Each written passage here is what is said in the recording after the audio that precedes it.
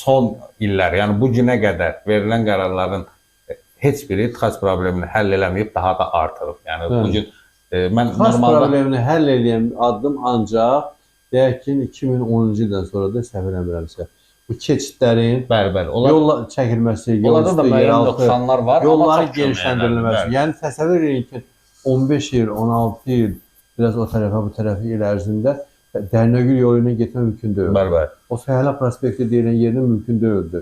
Heydər Əliyev prospektinə getmək mümkün deyildi. Məsəl üçün deyirəm ki, əhalinin çox gevkəldir.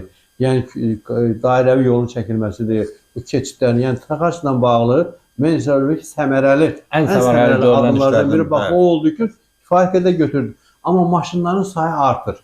Deməli yerində qalmaq olmaz. Məsələ yüngülləşibdir. Bu davamlı olmalı. Ağır olaraq qalır ki, təsirli tədbirlər görülməlidir. Çəkilən yollarla bağlı Akif mənim fikirlərimlə razıyam. Amma bir məqam var ki, məsələn bəzən görürsən 4-5 zolaqlı yol gəlir 2 yola birləşir, zolağı. Olur butulka effekti belə və orada kifayət qədər güclü tıxaclar əmələ gəlir. Hər halda verilibdir, qərardır, hökumət də qərarını verib, icrasında görəcəyik ki, necə icra olunur və nəticəsi bizə müsbət və mənfi hansı nələri bu praktikaya qayıtmaq lazımdır ki, hökumət bir qərar verirsə, hökumətə tapşırılırsa sanki görmək lazımdır.